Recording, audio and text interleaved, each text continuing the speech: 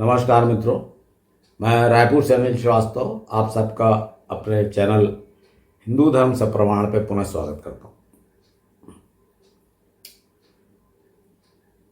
मित्रों देखिए, हम हिंदू धर्म में एक एक करके जो हमने चीज़ें ली कि कहाँ से आया, कैसे स्टार्ट हुआ, हिंदू शब्द कहाँ से आया, देखते देखते जितने उसके पात्र हैं, नायक हैं, जितने अवतार हैं, भगवान राम, भगवान विष्णु, नारायण, वामन अवतार, भगवान शिव, सबके बारे में जानते हुए सप्तऋषियों के बारे में, और बीच बीच में नॉलेज भी कि भाई जैसे मनुस्मृति की चर्चा की, कैसा क्या हुआ, कितने प्रकार के पुत्र होते हैं, सब देखते, देवियों के बारे में जानते हुए, और उनके साथ साथ मैंने स्थान बताए थे। लेकिन अब मैं आपसे तीर्थ स्थानों की चर्चा कर रहा हूँ। तो तीर्थ स्थानों में जो पिछले 3-4 एपिसोड मैंने आपको बताया है, अभी मैं आपको कुछ तालों की चर्चा कर रहा हूँ। पिछले ताल मतलब छोटी लेक, जिस कहा जाता है ना, एक देखिए आपने सुना होगा एक कहावत कि तालों में ताल भोपाल ताल। भोपाल का जो ताल है, भोपाल ताल जिसे कहा जाता है, बहुत बड़ा ताल है। मेरे ख्याल से 3-4 किलोमीटर से ज़्यादा ही है इसकी लंबाई चौड़ाई।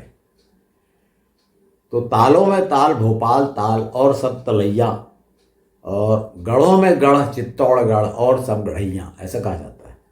चित्तौड़गढ़ की प्रशंसा में ये बनाए गए। तो खैर, में इतने बड़े ताल, हिमालय में इतना बड़ा ताल ऐसा नहीं है, जो गड्ढों में पानी भर जाता है जहाँ जहाँ वो है। बड़े ताल थोड़ा सा इधर हैं अपने जो कुमाऊं प्रदेश में। गढ़वाल में इतने बड़े ऊंचाई में कैसे हो सकते हैं? तो कुमाऊं प्रदेश में है, आपने सुना ही होगा, नैनीताल, भीमताल, ये सब है ना, नौकुचिया ताल, इस तरह का 7 ताल है इधर नैनीताल के पास।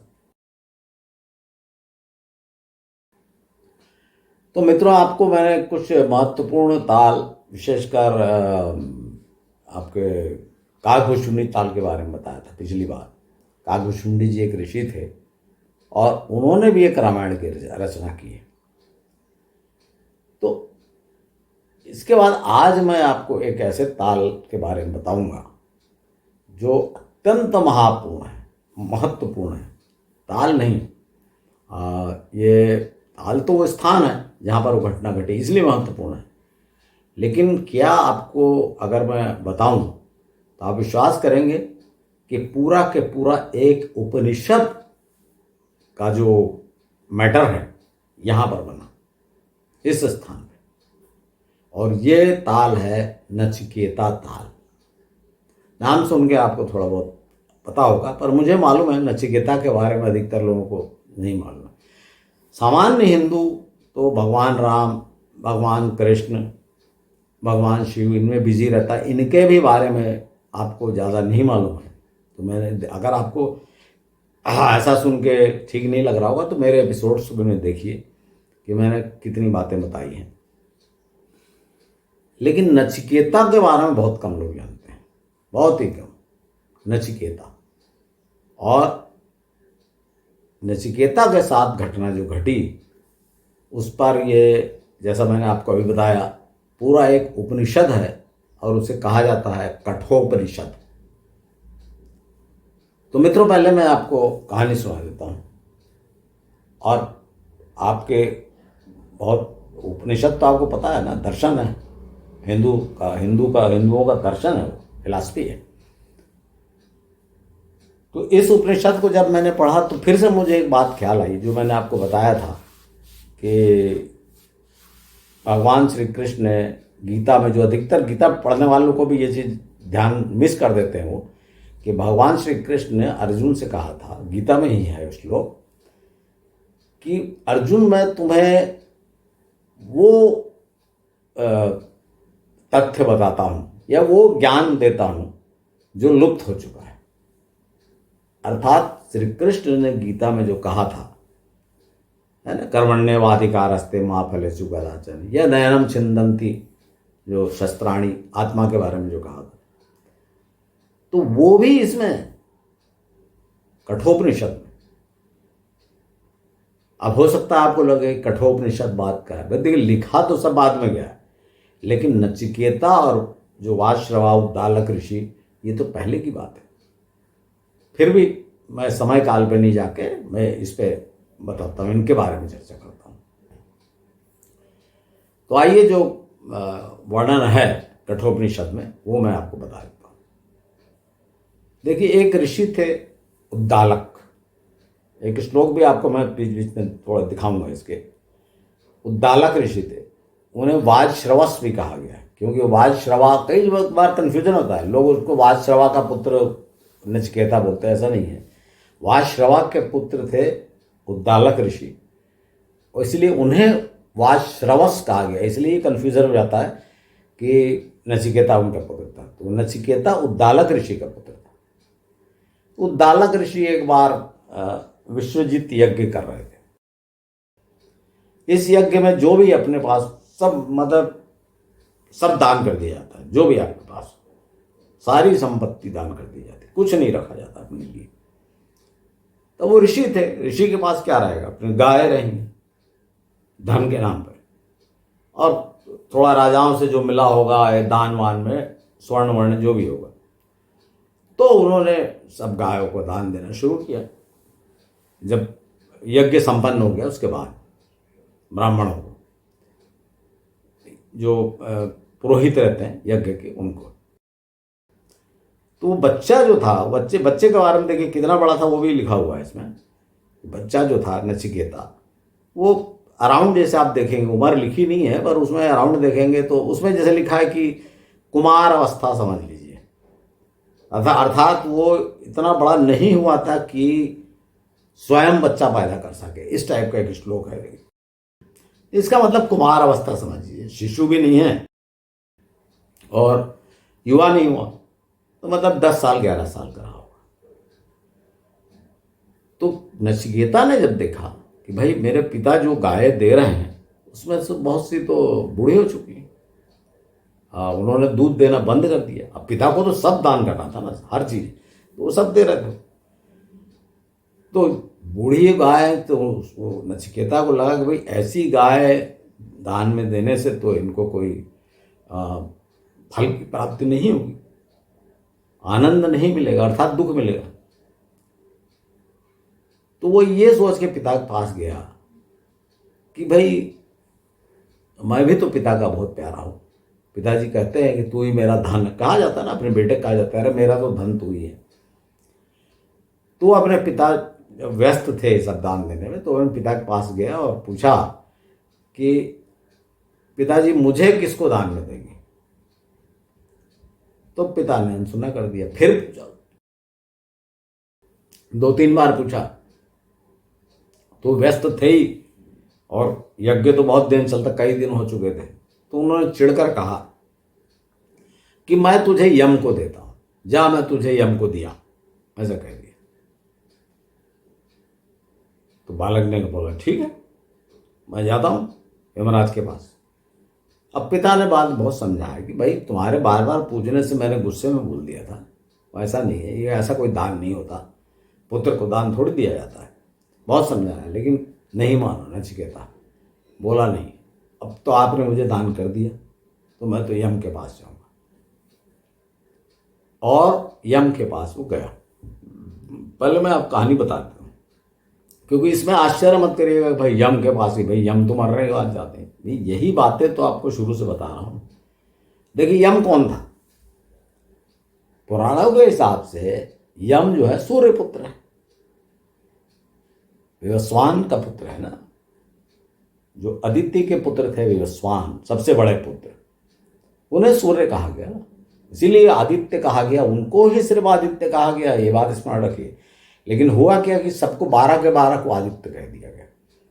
12 थे, सॉरी मैं उल्टा बोल गया, 12 पुत्र, जो 12 पुत्र थे सबको आदित्य कहा गया, लेकिन आज सूर्य को ही आदित्य कहा जाता है, क्योंकि अदिति के बड़े पुत्र थे। उनका वस्तुतः नाम उनका था विवस्वान। आपको स्मरण होगा कि विवस्वान के जो पुत्र थे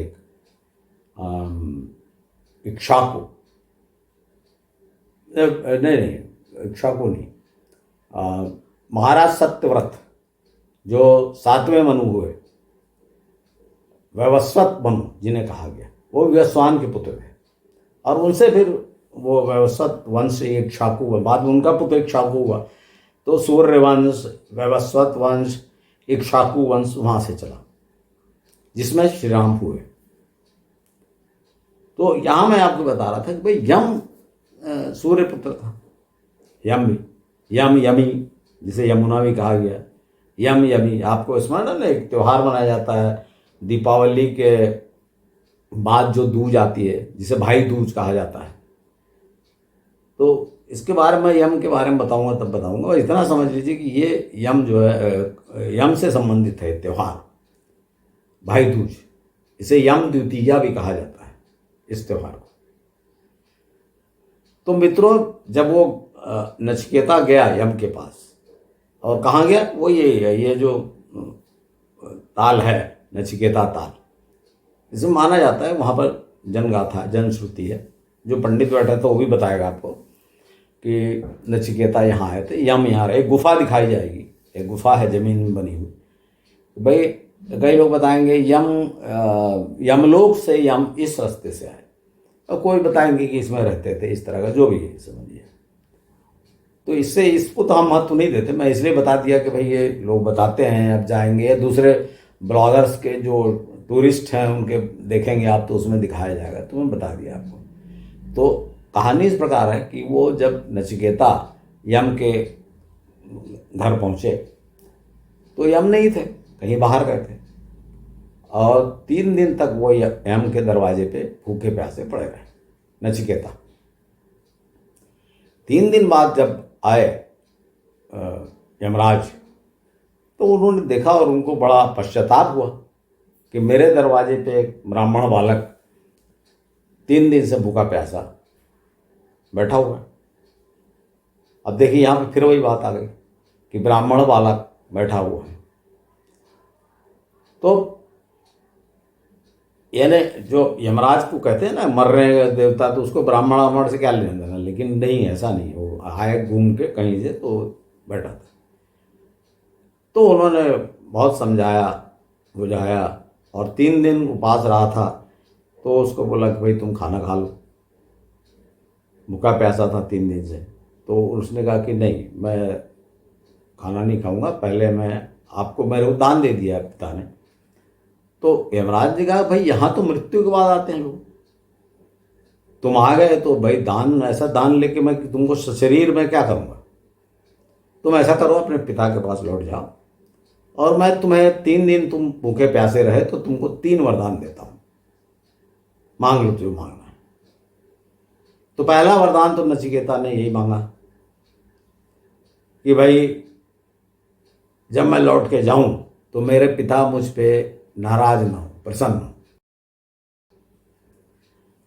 दूसरा उसने ये वरदान मांगा कि माता पिता का स्वास्थ्य अच्छा रहे, लंबा जीवन जी। और तीसरा वरदान उसने ये मांगा कि मुझे मृत्यु के रहस्य के बारे में बताइए। देखिए ये जो तीसरा मांगा है ना, कठोपनिषद का यही पॉइंट है। मृत्यु का अर्थात आत्मा का रहस्य, मरने के बाद क्या होता है, आत्मा कहाँ जाती है, इस तरह से। और ये पूरा कठोपनिषद में समझाया गया है। तो मित्रों, यमराज ने मना कर दिया कि भाई ये रहस्य तो जो बड़े बड़े देवता होते हैं वो भी नहीं जानते। अब यहाँ पर फिर से आप इस बात को देखिए कि हमारे पुराणों में भी ऐसा लिखा हुआ है। ऋग्वेद में तो मैंने आपको बताई था ना, नासदी सूक्त में क्या लिखा है कि देवता भी बाद में हुए, इसलिए कोई नहीं जानता कि सृष्टि कैसे बनी। ये नासदी सूक्त में। यहाँ भी यमराज कहते हैं कि ये तो देवता लोग भी नहीं जानते कि मरने के बाद क्या होता है, तो मैं तुमको ये रहस्य नहीं बता सकता। उसके बदले में तुम कोई मतलब दुनिया का राज्य ले लो, बहुत धन संपत्ति ले लो, बहुत लंबी उम्र ले लो, जो ऐश करना है, जो मांगना है मांग लो। बहुत लालची है। पर नचिकेता अड़ा रहा कि नहीं, मुझे तो मृत्यु का रहस्य ही जानना है आपसे। क्योंकि आप ही इसके बारे में जानते हो। आपसे अच्छा और गुरु कोई नहीं है इस बात को, इस रहस्य को बताने के लिए। इसलिए मुझे तो मृत्यु का रहस्य बताइए। मजबूर होकर किसी भी तरह से नचिकेता के न मानने पर यमराज ने नचिकेता को जो बताया वही है कठोपनिषद। उपनिषद का अर्थ आप जानते हैं ना, उपनिषद मतलब किसी के गुरु के, किसी के क्या, गुरु के पास जो घुटने के पास बैठते हैं नीचे, जैसे गुरु ऊपर बैठे हैं आसन पे, तो नीचे जमीन पे गुरु के पास बैठकर, घुटने के बल बैठकर, मतलब जो घुटना मोड़ के बैठा जाता था, घुटने मतलब पालती मार के नहीं, घुटने के बल बैठ के ध्यान पूर्वक सुना जाता है, उसे कहा जाता है उपनिषद। और कठोपनिषद तो आपको पता है ना, कुछ उपनिषद हैं, तो कठोपनिषद में ये वाला आत्मा का रहस्य, और इसमें 2-3 श्लोक वो हैं जो मैं आपको दिखा रहा हूँ। इसका अर्थ आप जब देखेंगे तो आपको लगेगा कि अरे गीता में भी तो यही कहा गया है। तो मित्रों, ये नचिकेता ताल जो है ना, बहुत अत्यंत महत्वपूर्ण है। अब मैं आपको इसका रास्ता बता देता हूँ। ये उत्तरकाशी तो प्रसिद्ध स्थान जानते ही हैं, उत्तरकाशी से गंगोत्री यमुनोत्री जाया जाता है। उत्तरकाशी से एक स्थान है चौरंगी खाल, वो होना चाहिए उत्तरकाशी से 30-35 किलोमीटर होगा, चौरंगी खाल। और ये भी बड़ा प्रसिद्ध स्थान है। अब मेरे बोलने से आपको बड़ा ऑर्डिनरी लगा होगा कि आप सोचें कोई गांव का नाम है चौरंगी खाल। ये बहुत ही महत्वपूर्ण स्थान है। और ये चौरंगी नाथ, जो नाथ संप्रदाय जानते हैं ना, नवनाथ हुए नाथ संप्रदाय में, चौरंगी नाथ का स्थान है ये। यहाँ उन्होंने तपस्या की थी। और चौरंगी नाथ जी कौन थे? जो अंतिम 9वें नाथ हुए हैं, गुरु गोरखनाथ। इनका नाम तो अब अच्छे जानते होंगे, इनके नाम पे तो गोरखपुर है। और गोरखपुर में जो मठ है, उसके महंत अभी उत्तर प्रदेश के मुख्यमंत्री योगी आदित्यनाथ हैं। गोरखनाथ जी के गुरु थे मत्स्येंद्र नाथ। ये भी बहुत बचपन में हमने एक फिल्म देखी थी, उसमें वो जाग मछिंदर गोरख आया, ऐसा टाइप के बोलता है। गोरखनाथ जी आते हैं तो ऐसा पुकारते हुए आते हैं, जाग मछिंदर गोरख आया। तो मत्स्येंद्र नाथ के गुरु थे चौरंगी नाथ, ऐसा समझिए। मतलब 9वें नाथ हो गए गोरखनाथ, 8वें हो गए मत्स्येंद्र नाथ, और 7वें है चौरंगी नाथ। तो 7वें गुरु का स्थान है ये चौरंगी खाल। अब आपको समझ में आया होगा कि ये हमारे धर्म के हिसाब से कितना महत्वपूर्ण। इसको महत्व नहीं देते हैं अधिकतर। मैं देखा मंदिर है, लोग चले गए इन पर, वो स्थान मंदिर देखिए। फिर मैं बार बार आपको बता रहा हूँ कि आप बद्रीनाथ में बताया था कि जैसे एक बद्रीनाथ मंदिर है, आप अवश्य आइए, मैं आपको ये मना नहीं कर रहा। लेकिन आप ये क्यों सोचते हैं भीड़ लगा कि बद्रीनाथ जी या नारायण भगवान जब यहाँ रहते थे तो उस मंदिर के अंदर रहते थे? वो तो बाहर पूरा घूम, आपको तो उस स्थान पर जाकर रोमांच हो जाना चाहिए कि भाई मैं उस स्थान पे आया हूँ जहाँ नारायण बचपन में खेलते थे, बड़े होकर जहाँ उन्होंने तपस्या की और रहते थे, सब जगह घूमते हों।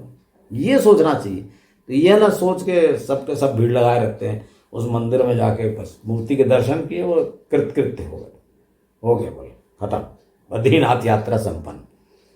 ऐसा नहीं होना चाहिए। आपको फील करना चाहिए अपने पूर्वजों के इतिहास को कि आप कितने महत्वपूर्ण स्थान पर हैं, और वैसा ही आप अनुभव करिए चौरंगी खाल पहुँच गए।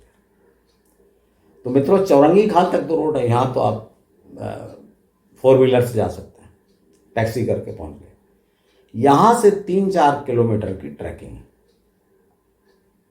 और थोड़ा चढ़ाई तो है पर बहुत कठिन नहीं है, जा सकते हैं 3-4 किलोमीटर, ज़्यादा नहीं है।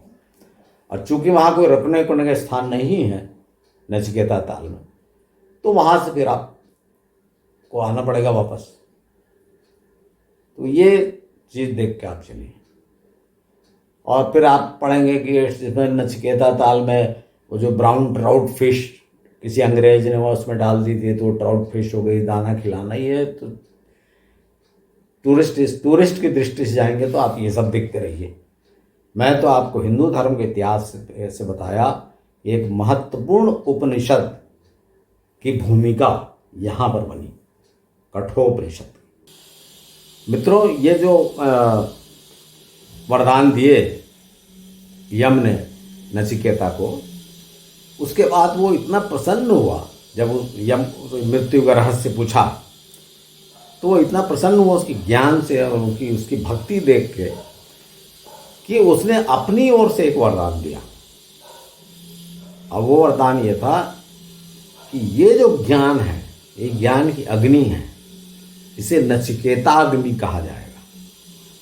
बहुत से लोग जब उसको देखेंगे ना तो सोचते हैं कि अग्नि का नाम नचिकेता रख दिया, क्या अग्नि को नचिकेता कहें? नहीं, अग्नि मतलब ये वाली, जो मतलब अगर आप यम का रहस्य जानना चाहो, मृत्यु का रहस्य जानना चाहो, मोक्ष का रहस्य जानना चाहो, तो इस चाह को, जो आपकी आग धड़कती है जानने की इच्छा, इसे नचिकेताग्नि कहा गया। एक बात तो ये आप याद रखिएगा। दूसरी बात मित्रों, एक और बड़ी प्रसिद्ध कहानी है, और वो कहानी ही है, जब मैंने उसको बहुत ढूंढने की कोशिश की तो कहीं कुछ सिर पैर नहीं मिला। अब वो कहानी है सत्यवान सावित्री, और यह सबको जानते हैं, बड़ी प्रसिद्ध कहानी।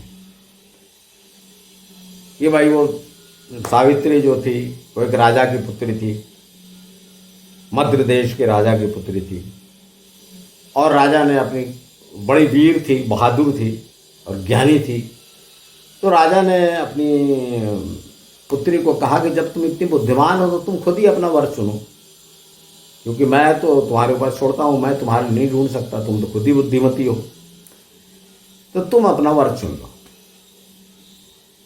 तो जब ऐसा कहा राजा ने तो वो ढूंढती की थी, तो एक जगह जाके जब वो एक बार वन में गई अपने मंत्रियों के साथ, तो उसने देखा कि भाई एक लकड़ी काट रहा है एक व्यक्ति, अच्छा खूबसूरत हैंडसम पुरुष लकड़ी काट रहा है। तो देखती रही कि बड़ी उससे अच्छा लगा वो आदमी, उससे कुछ बातचीत भी की, तो उसको बुद्धिमान भी लगा, और उसने बोला मैं लकड़ा रहा।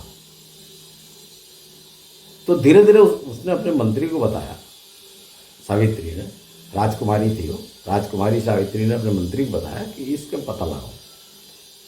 तो मंत्री जब वो लकड़ी का गट्ठर बांध के सत्यवान जाने लगा, तो मंत्री उसके पीछे पीछे छुपते छुपते गया, और एक झोपड़ी में जब गया तो वो अंदर घुसा, तो मंत्री भी अंदर घुसा, तो उसने देखा कि अरे, वो पहचान गया कि ये तो राजा है, राजा रानी है,